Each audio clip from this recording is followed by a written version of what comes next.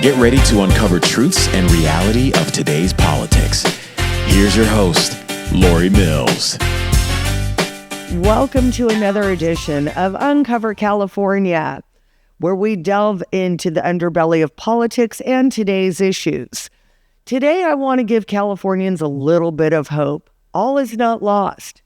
I happen to live in a community where we have freedom, where we have a 100% conservative city council, and we really don't have a huge homeless problem, and it's because of good leadership. And I am so excited to have on the show today Mayor Fred Thomas, the mayor of Simi Valley. Welcome to the show, Fred. Thank you. I'm glad to be here. I'm looking forward to this. Yeah, it's going to be fun. So, Fred, I love living in Simi Valley. I think our community has so much to offer.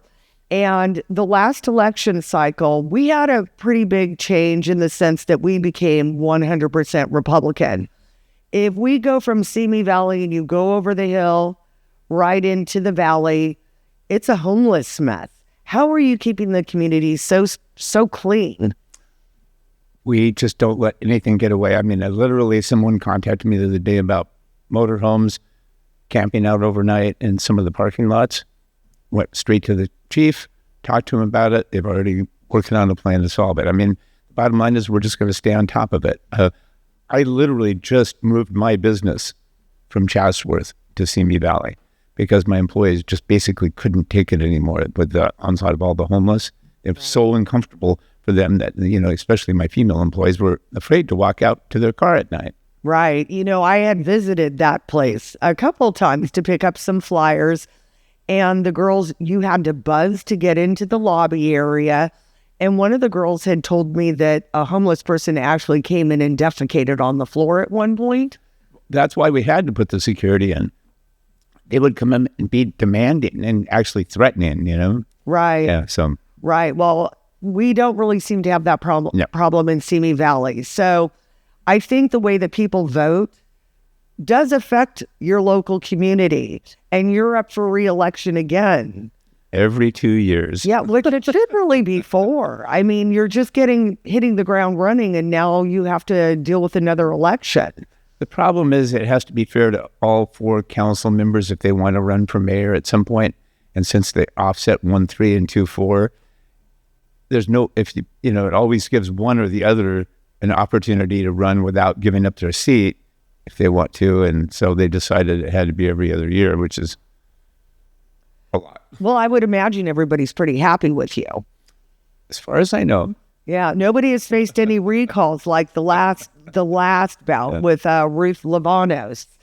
And that was interesting. I felt like there was a lot of division within just the community and the meetings alone. And now and it's terrible, I should be coming, but I don't feel like I have to be at the city council meeting because I trust you guys to handle things. Hey, listen, we don't always agree, right. But I can tell you, we are professionals. We get up there, we get the work done, and we have support throughout the community. And that's universal. I mean, I look at this, city government as, doing the right thing for everybody. Right. I don't go in there and just think about, conservative causes.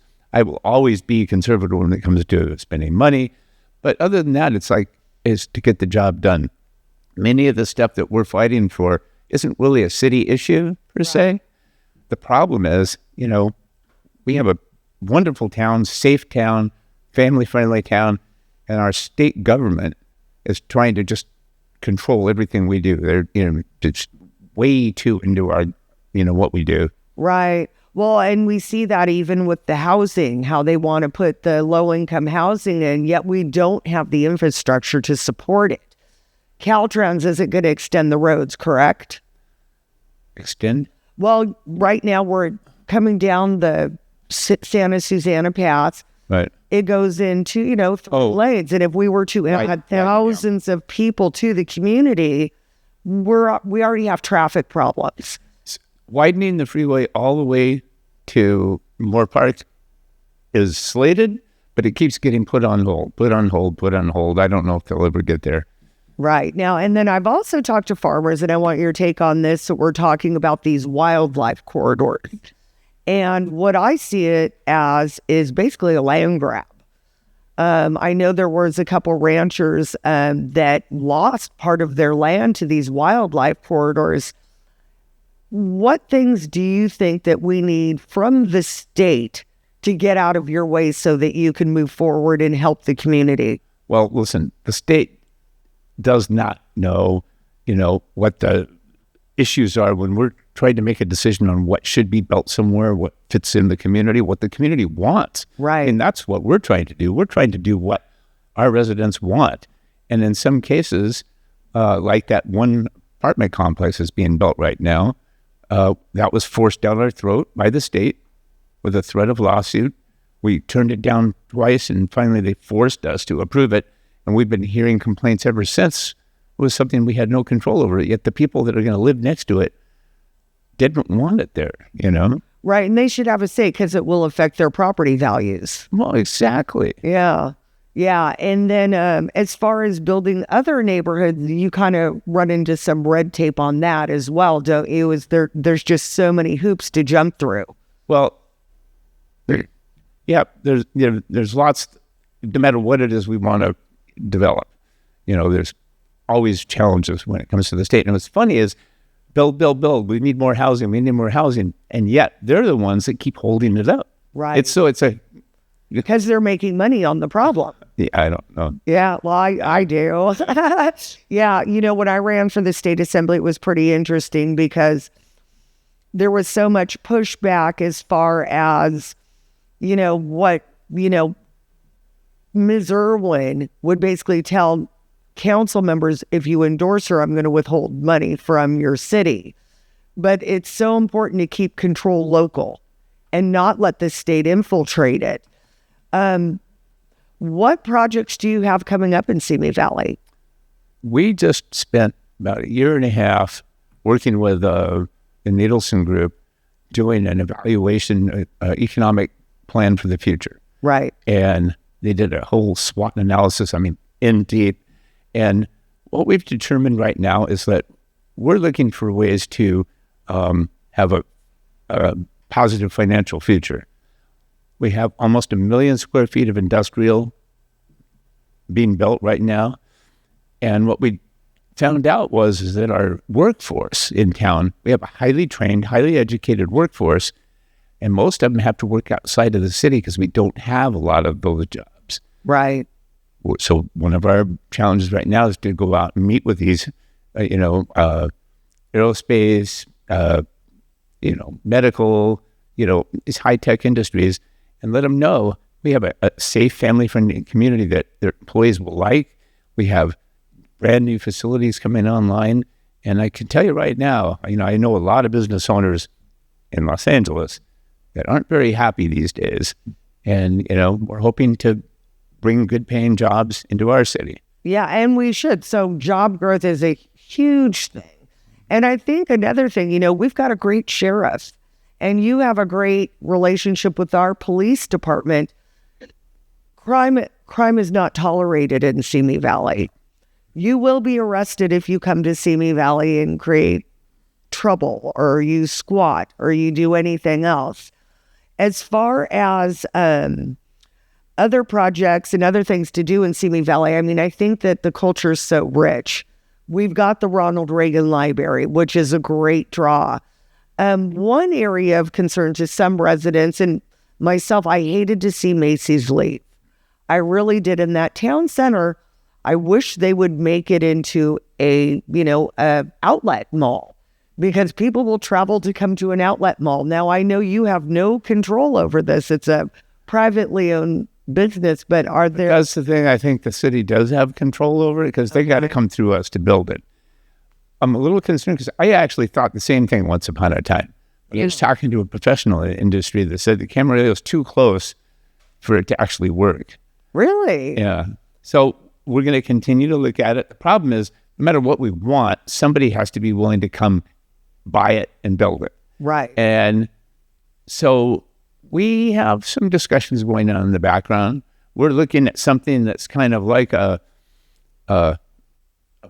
maybe half or 2/3 of the mall is going to be something like LA Live down in LA with some type of a complex and dining and entertainment and then retail all in one end.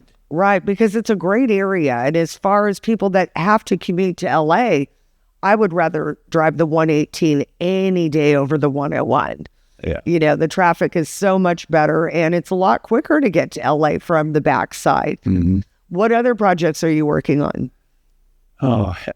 So much. Repaving roads. You know, we went for over a decade doing very little paving. So one of the things that I did as soon as I was elected, I said, all right, this is one of the things we're going to do. We're going to get out there and start repaving these roads. We've had 2 years of surplus. Looks like we're going to have another year of surplus this year. I mean, we're really, keeping a tight eye on the budget. And so with that surplus, we're investing back into the community. We're repaving roads. And I mean, you're a resident. I'm sure you've seen that we have been. We're going to do... The rains don't help, though. I know. But we're going to do that much more again this year. Right. Our reserves are at an all-time high. That's a good thing. Yes. Our pension deficit, we've been paying that down. We're almost there.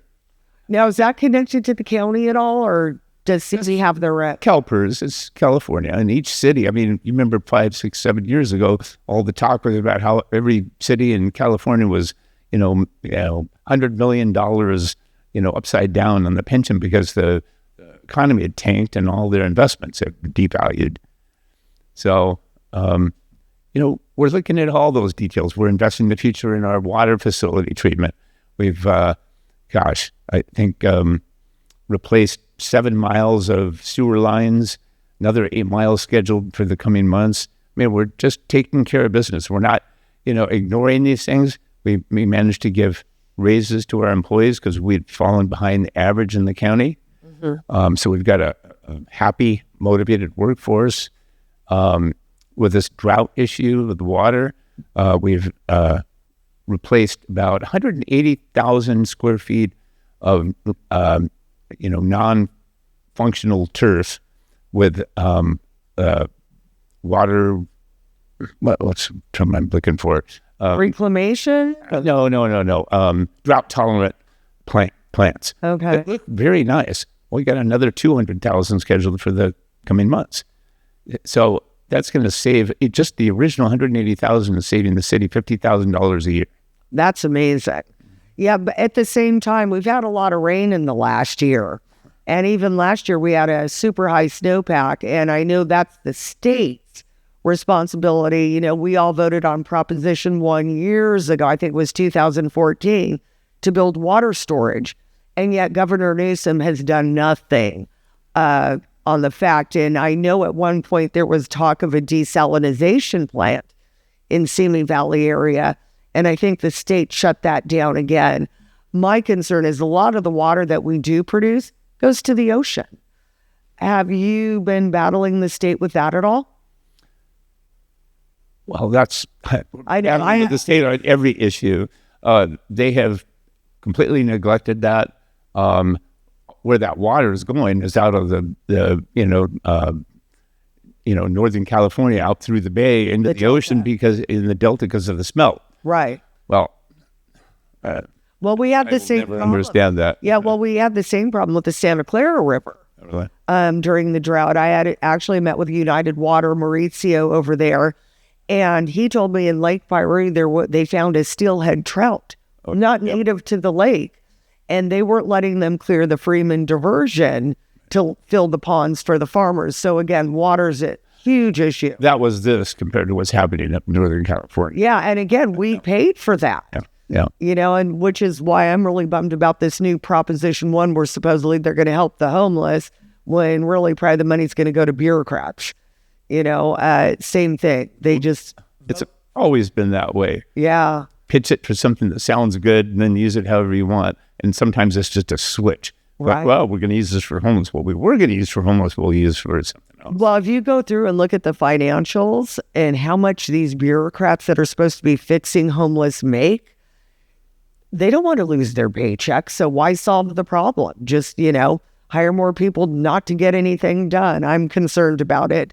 I've seen a big, just mess since for years. Well, you could do with homeless what they did in Los Angeles, create something that I'm not even convinced they're going to solve it for decades. It's so bad. So what is your biggest challenge with the state right now? Just they're too much in our business. Right. That's the bottom line. And what could you do as mayor to basically protect our citizens from the state? Well, when it comes to them forcing guidelines on housing and stuff like that, we still have some leeway. Right. So we're always looking for ways to keep local control to represent what our, as much as we can. We will never win in court against California, but unless we change the Assembly and State Senate. You guys, the Assembly and State Senate are such important races. Part of the problem right now is there's a supermajority of Democrats, and they don't even have to talk to Republicans. So we don't have checks and balances, and that's the way our constitutional republic was built, to have checks and balances. So one-party rule doesn't just shove things through.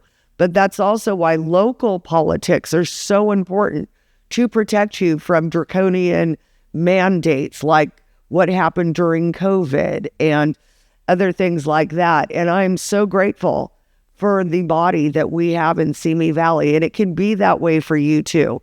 You just have to vote not on the talking points, but on your own conscience and what works for your family. So another thing about Simi Valley, we do have a lower tax than LA County, which is very helpful. What is your desire going forward? Why should people vote for you for another 2 years? Well, I can honestly say that I have had an open door to every single citizen in Simi Valley. I'll listen to anything. If there's any concern, any problems, and it doesn't matter what their point of view, I will address it. I'll talk to them about it. I'll listen to what they have to say with an open mind. I'll do everything I possibly can, to get a solution, or at least get back to them and explain to them what the challenges are. Right. Okay. And as far as you running for office again, because again, you're busy running a city right now, what can people do to help you? Vote for me. Okay. Well, if you want door knockers or anything, I would like love that. to have volunteers. I can always use volunteers. Okay. Because when it comes to putting signs up, walking and, to deliver messages, hosting events, around town, because I'd love to meet everybody. It's almost impossible, Right. I tried last time. I was having, 5 or 6, meet and greets a week. You can only meet so many people. Right. Well, we did have a little bit of a flip in the Central Committee. So we intend on helping you guys a lot more. We will not be able to, take our seats until December, I believe.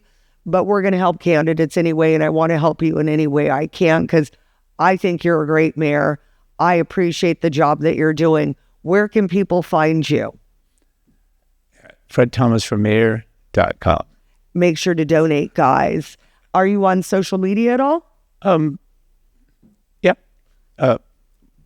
Facebook, same thing. Okay. Fred Thomas for Mayor. Okay. And then you guys, it's so important that we support Fred and that you realize how important local politics are. I want you to stay tuned for our next segment. We're going to be talking about the insurance companies leaving California. And we're also going to talk about the real estate market in California, which has become quite a challenge. Thanks so much. Stay tuned. Thanks so much for coming in, Fred. Glad to be here. Real estate. It's right up your alley.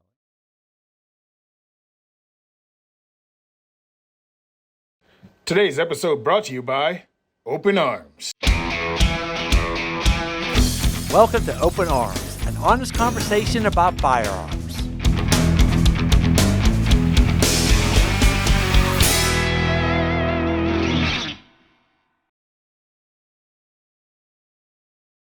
Welcome back to Uncover California.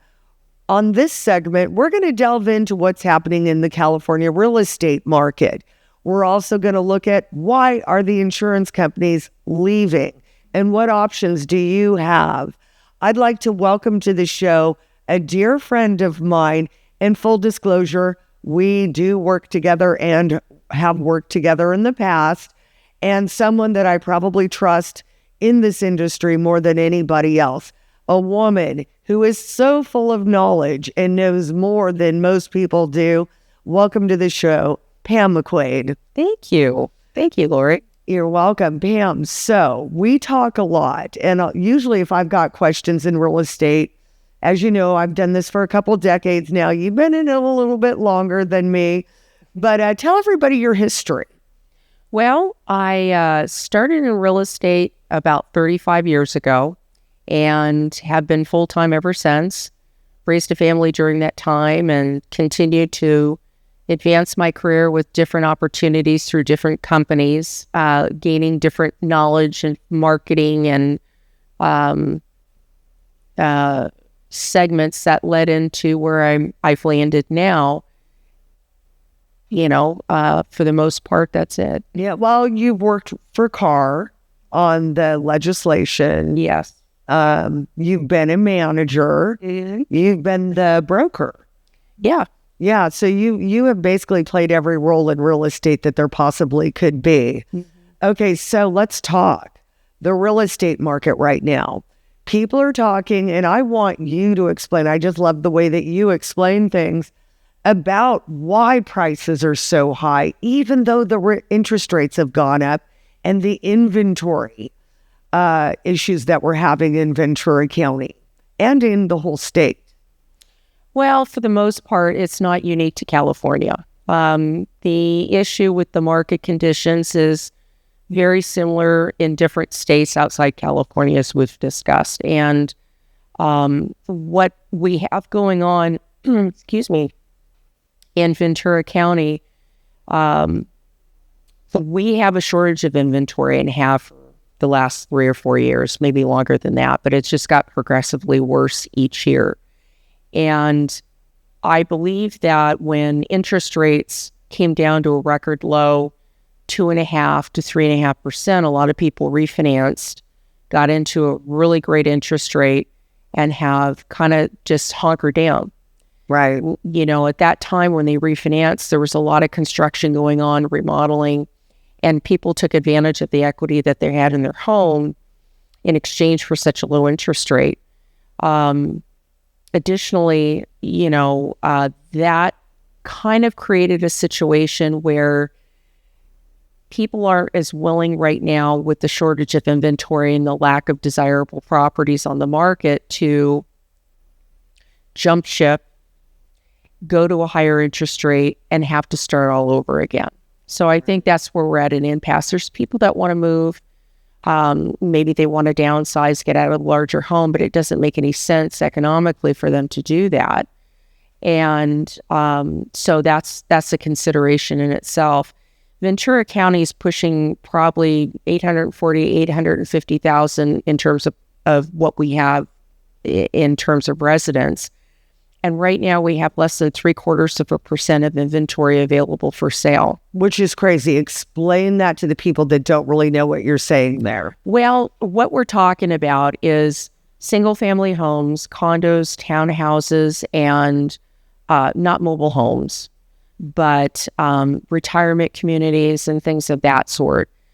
So when I say inventory, I mean available homes, condos, or townhomes available, or retirement communities that somebody would be interested in participating in. So that's freakishly low. Right. And so if somebody sells, there's really nowhere to go. Well, unless they're leaving the state.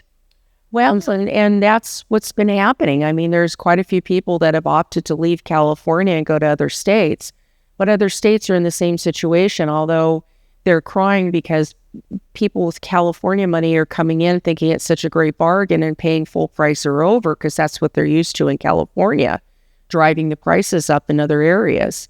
I know Tennessee was very affordable for some time. And now it's higher than here. It's in some areas it is higher. Yeah. I had clients that sold here, and they ended up moving to Tennessee to a place called College Grove. Oh, okay. And they were shocked because when they sold here, they sold for about 2.3 million. And to get a comparable home in Tennessee was 3 million Yes. with a smaller lot, which to me was shocking. Yeah. It was really shocking. And I know during COVID, we had a lot of Los Angeles move to Ventura County. People are fleeing the urban areas due to crime, due to, tyrannical mandates. And Ventura County is kind of this hub of freedom within the state. And it's beautiful. We don't have the homeless crisis like other areas do. If you go over the hill into the valley and into Los Angeles. Good schools. Right. Good schools, less crime. There will always be crime, but, we definitely have less crime. So what would you say to somebody that, let's say, is a first-time home buyer? I can tell you the mayor of Simi was here in the last segment. He was saying that Simi Valley is going to be coming up with programs to help people with their down payments. Right. Which is a good idea. At the same time, what do you think? Well, many of the communities throughout Ventura County have addressed the issue of affordability. And some of the solutions, of course, are to offer some type of down payment assistance. The disadvantages is that there's usually restrictions to price range, equity appreciation. So there's some things that come along with that. Like you would have to pay back equity that you made in the property? Well, or limit the amount of equity that you can get depending on the nature of the property that you're purchasing. So then it would be government-controlled housing. Well, some of it is, right. But the down payment assistance is just an opportunity to help somebody with closing costs, part of their down payment, in getting into something. So you have to qualify. I don't know, from city to city, it runs a little differently. I don't believe that there's any hard and fast rule that all cities are running the same qualification process. Right. So that I can't speak to in its entirety. I just know very little about it because it's fairly new. Yeah, so because it would be good to let everybody know if they were interested in something like that, where they could go to find out about it. Do you know? It would be the city hall. Okay, so their local city hall. Yeah, I would start with city hall and find out. At that point, they can be directed to whatever department is going to be in charge of that and give them the information that they're looking for. Okay. Yeah. So what else do you think with our current real estate market? I know we've talked before, but you can tell everybody else, where do you see this going? Well, it's interesting. I think at this particular juncture, looking the last 5 years back and looking forward to the next 3 years, I think we're going to continue to be in this state of crisis in terms of inventory. I think it's really interesting that during the span of my career, I've seen a lot of different markets take place. And I got to tell you, when COVID hit, it changed the face of a lot of different businesses. Right. Real estate was impacted tremendously. And I think with companies that were allowing their employees to work from home and telecommute versus showing up to brick and mortar and working 9 to 5, they found that not only were their employees more productive and they were getting more work out of them and happier employees, but it also freed up the opportunities that those potential buyers that became residents of Ventura County were able to move to areas outside the 15 or 30 mile commute that they were used to driving to go into work. And I think what that has done for us in the last 3 to 5 years is just propelled forward the desirability to be in Ventura County. A lot of companies haven't required people come back, all of them, right? Come back and punch a time clock and sit in a desk. And I think our commercial is starting to feel the crunch. There's a lot of businesses that have packed up and left when they realize that people aren't coming into the office. They're not utilizing these large spaces. And so it's not just residential, it's commercial that's also affected by this. Right. So what's going to be interesting is in the next 3 years to see, we're in an election year. And irregardless of what party gets in, there's still going to be a process of the next 24 months after the election to either do or undo what's been done. Okay, and what do you think that's been done has really hurt the community? Inflation's at an all-time high. Stop printing.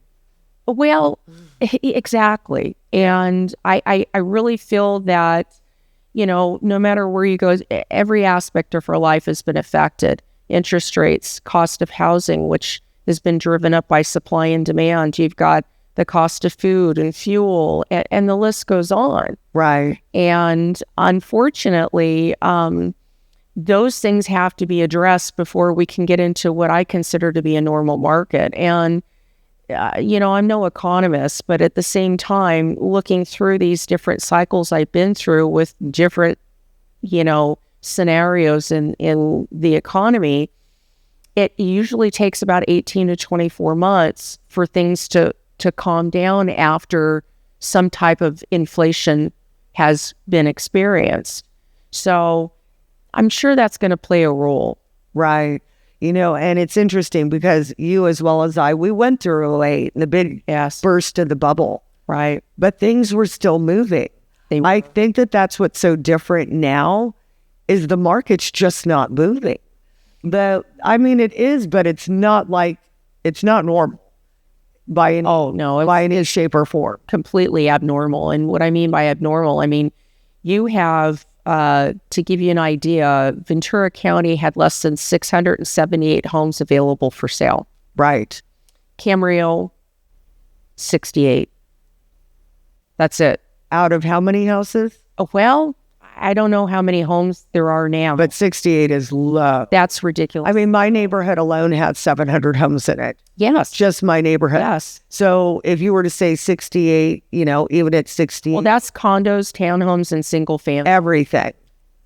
Retirement communities. Right. Everything but mobile homes. Right. And commercial and a few other things. But, the totality that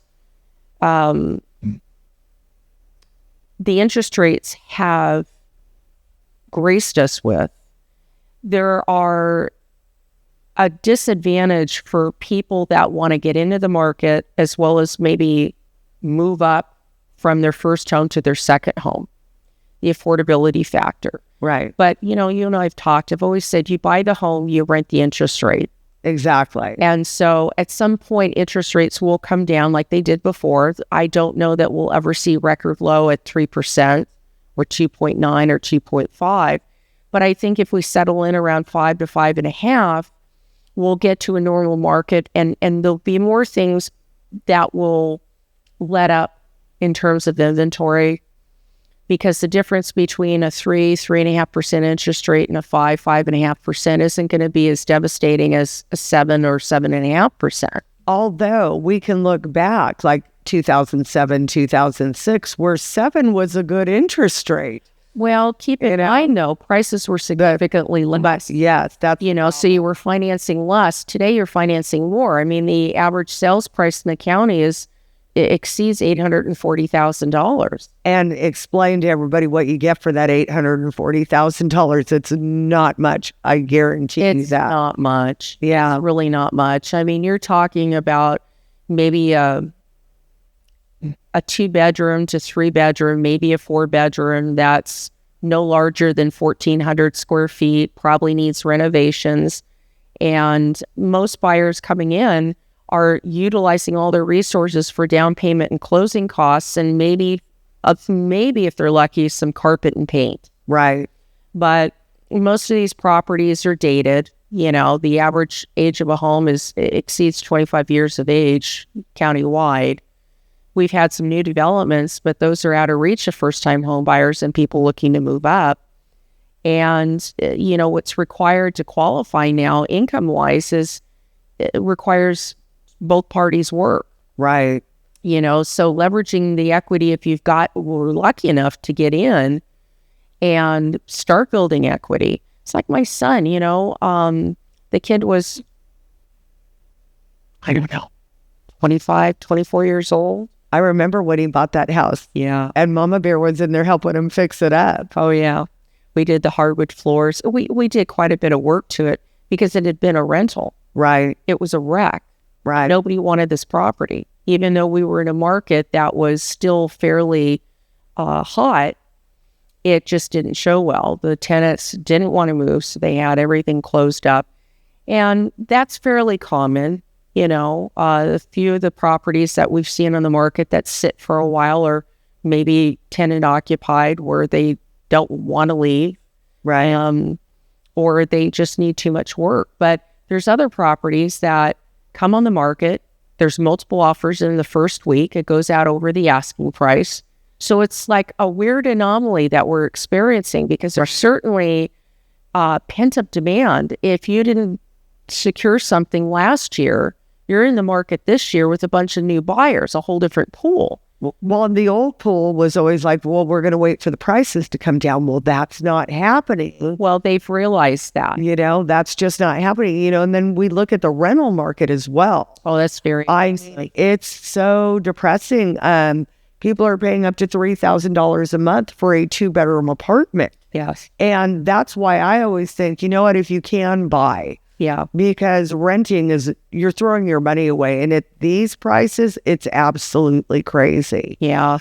It's, unfortunately, if you don't have any kind of a down payment or you can have family that assists you in it, and we're starting to see more of that, you and I. Right. There's families that are situated that probably would downsize if they could, but now they have the assets to be able to kick down some money to the kids, grandkids, and say, hey, this is your inheritance or a part of it. And so go enjoy it, get into the market. Even though the interest rates are high, if you can qualify, you rent the interest rate, you can refinance later, just get in and start building equity. And I think that's a wonderful legacy to give your family is that opportunity because, when you look at what the cost of living is, rents are high, gas is high, food is high. Everything's high. It's ridiculous. I can remember just 20 years ago, a bag of groceries cost me $30. That same bag of groceries is $120 now. It's crazy. And that's with discounts and all kinds of things. So, real estate has been kind to many people, but it also has alienated a lot of people because of the lack of down payment and closing costs and reserves. It's very expensive to live anywhere in California anymore. Right. And, you've got young couples getting married, double incomes, and they're earning really good money. But unfortunately, real estate seems to be out of their grasp temporarily, and that's something that we're going to have to try and address. I know that there's been discussions because obviously people are concerned about it, but there needs to be more action taken, like in the way of these grants and things of that sort through the different city or county agencies. Mm-hmm. I don't know if the state of California is funding some of that. That I don't know. Well, I know they are for illegal immigrants.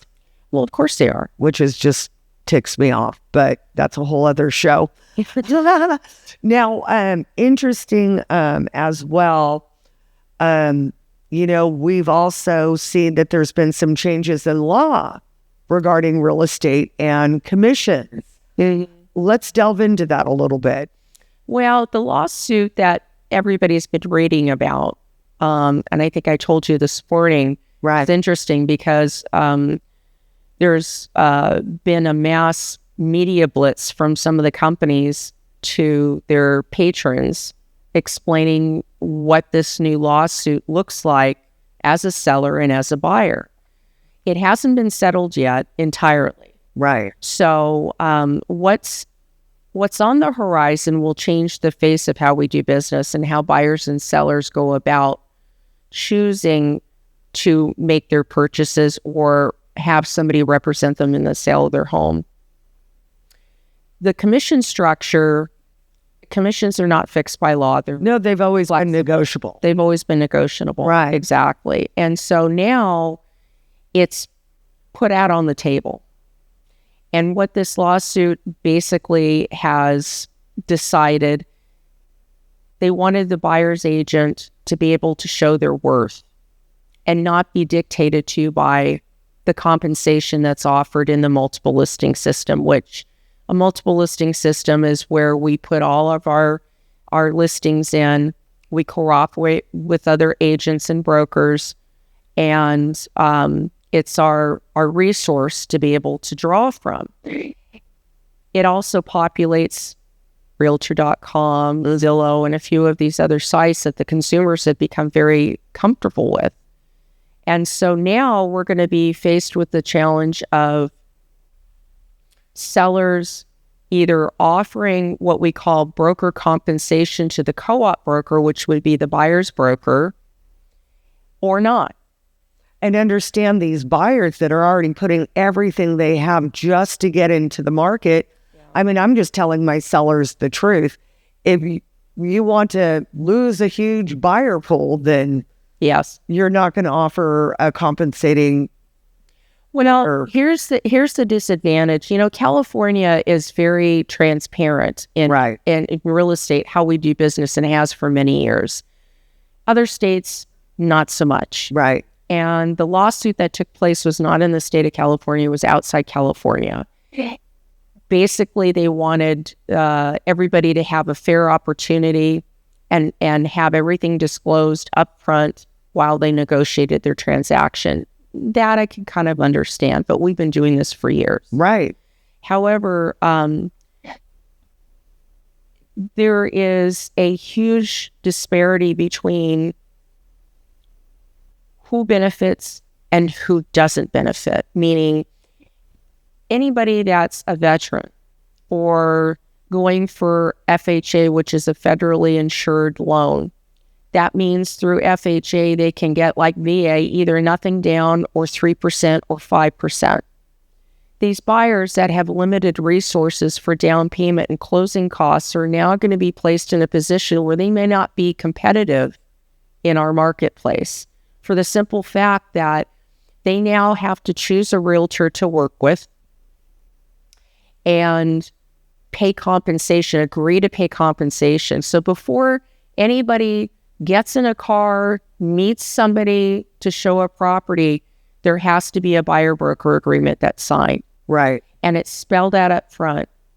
And so what's happening, or going to be happening, is that buyer-broker agreement's been around for many years. Yeah, I used to have to do them. Yes. Mm-hmm. It's nothing new. But what's going to change is that this is going to be mandatory. So every buyer is going to be faced with the challenge of not knowing whether or not they go to a property, if they can negotiate the buyer's agent's commission. And if that commission happens to be less, and they've agreed to pay them a certain percentage, they have to make up the difference. Which is, it's just going to be more problems. It just seems to me that this law hurt buyers more than anybody else. I really feel it's alienating quite a bit of the market share, because what's going to do in the long run is, you know, I hate to say this, but it's going to put them out of the playing field. Right. They're not going to be competitive any longer. And right now, it's still in its infancy stages. The problem is that mortgage lenders, and especially with VA and FHA, they're not allowed to pay these costs. They can't even pay for a termite report. No. Yeah. And so consequently, what's going to happen is that the mortgage industry is having to restructure to see if this will all fit, because it's a statewide problem. It's just not limited to the particular state. It's everyone. Right. And so what we're going to wind up seeing, like I said, is the alienation of what I consider to be a healthy pool of buyers, right, that are willing to pay the price, maybe even a little bit more. But if they're not going to be seen as competitive because they can't afford the commission and the closing costs, it's gonna take them out of the game. Well, and especially since we're seeing so many corporations becoming buyers of properties and they're renting them out. So already buyers are competing with corporate money, which is usually a cash offer, because they want to buy everything up. I know BlackRock was doing that so they could create rentals. Right. And so that, I think, also has affected the inventory. Now, another huge problem that we have going on in the state of California, and I do want to ask my tech to go ahead and put up a few photos for us. We had in 2017 and 2018, we had two huge fires here in California. One fire, which is on the screen right now, was the Woolsey fire, which started in Simi Valley and burnt all the way through Malibu. It was gigantic. It burnt across the street from my house, and that was in 2018. In 2017, we had the Thomas fire, which burnt through Fillmore and Santa Paula, through Ventura, Somas, up into Montecito and Ojai. And these were massive, massive fires. Here's some photos of that. That's Malibu, looking up the coast at the fire. And I believe that was the Thomas fire right there. And then we had jets going over, spraying down neighborhoods. It was a crazy, crazy, crazy apocalyptic time. And when I was growing up in California, we had fires, but, you know, we have a much more vast population now. And a lot of the things that we were able to do years ago when I was a kid, they used to do controlled burns where they would take a hill, that's Malibu, and they would just burn up a hillside and create a huge fire break. There was a lot of livestock in the hills to eat a lot of the fuel that was, fanning these flames. I can tell you, during the Woolsey fire, the winds that day were Santa Ana winds, which gust at gale force. So these fires move, and when they move, they move quick. Well, what has happened now are the insurance companies are leaving our state or not taking new policies. And really, they've rezoned. Go ahead and let's talk about this because it's a big deal. And again, going to affect the real estate market in a massive way. Well, it is. It has for the last couple of years. What's transpired after the fires was that a lot of the insurance companies realized that they were underinsuring their policyholders. That happened to me. Oh, yeah. And I told them to bump it up. Yeah. Well, you were lucky because after the fires, when they realized the substantial losses that they were, encountering between the Woolsey and the Thomas fires, we'll just talk about Ventura County, but I mean, all of California, there's been fires everywhere. Right. And, especially certain areas where you've got older inventory, people that have been there for 25, 30 years, paid for their homes. Some people didn't even have insurance. They just kind of let it go. But those that did have the insurance were underinsured. And the cost per square foot to rebuild now, because lumber has gone up and labor has gone up. And everything's gone up. You're talking anywhere between $495 and $550 a square foot. And a lot of people were insured for half of that. Right. So unless you had an additional rider on your policy that included an additional 20 or 25% to cover you for the difference, even if you had it, it still wasn't enough. Right. In the last couple of years. So what's happened right now, a lot of the insurance companies have tried to recover from the two fires that we had in Ventura County. They realized their exposure and their liability, not only because they had insured everybody, but then they looked at the pool that they have of homeowner policies. And in some cases, some of the insurance companies had 70% of their portfolio was in residential. Right.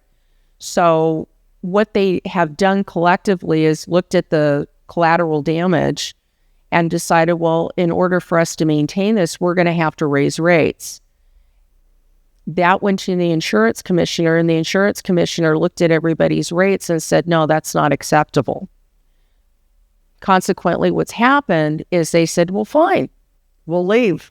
We'll basically pack up and leave. And so what they've done is they have dialed it back. They want 30%, some give or take, but no more 30% of their portfolio in residential. And they've insurance. they've rezoned all the land. Well, So a lot more homes are falling into these fire danger zones. right. I had sold a house a little while back, nowhere near brush.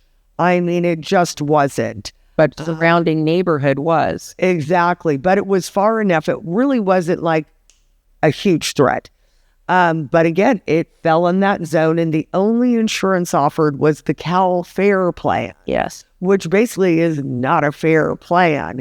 And I don't know about you, I really don't like the government in control of my property and insuring my property. And I think you do have to get a secondary rider with the Cal Fair plan because it's not going to cover everything. If you can. If you can. Well, what happened was the state of California, after the fires, had looked at, because there's maps that they use, Right. and the overlay. So they had to decide whether you're in a fire zone. If so, was it a low, high, or medium, and make these determinations. That's what the insurance companies look to. And so when we have I know I hear fire alert. I do too. Oh, well, go on. It's a sound effect. Yeah. Look how good we are here. So they look to, in a real estate transaction, there's something called a natural hazards report. And Disclosure. as a disclosure that's required in the transaction. And that tells the buyer and the seller where you are in specifics to flood zones and state fire responsibility areas. And it doesn't give a lot of detail. It just sort of says, here's what it is, and here's the map outlining this. When you go to get your homeowner's insurance, which most people usually waited, as you know, before all this, they waited to the last week or two before close of escrow to contact their insurance company to find out about getting a policy, because it's required. If you're getting a loan, you have to have insurance. And so what's happened now is that the insurance companies aren't writing new policies. State Farm's canceling people. They're not taking new policies. Allstate have pulled out. Nationwide left. Yes. AAA on a limited basis. But what happened is that they, in their analysis of their exposure in residential insurance, and that they're trying to dial back to that 30 or 40%, they have sent out notifications to homeowners. They go off of Google Maps. They have people in the field that are driving by, taking pictures of these homes. If you have trees that are next to the dwelling or within 200 feet of the dwelling, they're asking people to take those down and show evidence that they've done so. And if you don't, they send a notice of cancellation. Right. So the California Fair Plan was never intended to be a major carrier, but in the last couple of years, it's become just that, because it's one of the only, and my understanding is that it's funded by other insurance companies. It's not just the state of California, but everybody has to put into that. Mm-hmm. And the California Fair Plan is a bare bones minimum. It doesn't necessarily include interior content like drapes and furniture and sundry items that, you have day to day in your household. So the supplemental policy is something you have to take. The cost, depending on the type of property and where it falls in that map, is extremely expensive. Yeah. And unfortunately, we consider it now, 3 times that. Mm-hmm. But anyway, if the insurance company is able to negotiate with the insurance commissioner higher rates, that California Fair Plan is going to look pretty attractive. Yeah. And so, it's funny because, we get neighbors or friends that call us and say, I just got a notification that they're canceling my insurance. Who do you recommend? Well, the thing is, you can recommend somebody, but everybody's shopping the same market. They're all shopping the same market. Right. They're all getting declined. Well, Pam, our time's running out. It's just absolutely crazy. I could talk to you all day. We will talk. Yeah. We'll just call each other on the way home. So Pam McWade is probably one of the most knowledgeable real estate professionals in the industry. Where can people find you, Pam? People can find me and Your website. oh, well, I'm getting that revamped right now. Oh, email. Email or a phone, 805-377-7221. That's adjoined to my hip. So, Okay. And Ventura County FindHomes.com is sponsoring the show today. But anyways, so you can search for homes there. But Pam is an amazing professional and one of my go-tos if I ever have real estate questions. So I really appreciate you coming in. You are so dear to me. And I love that you're in touch with everything. So everybody else, make sure to tune in next week. And we're going to have another show. But I thought today's topic was super important, considering what's going on in the real estate market and the insurance market and questions that I get all the time. So I figured I'd bring you somebody good on the topic. Anyways, make sure to follow our new Rumble channel, Uncover Cali. Please go to our website if you have any hot tips or suggestions, uncovercali.com. And if you want to follow me on social media, go to X and follow Lori Mills, 4 CA42. Thanks so much for tuning in to Uncover California. We'll see you soon.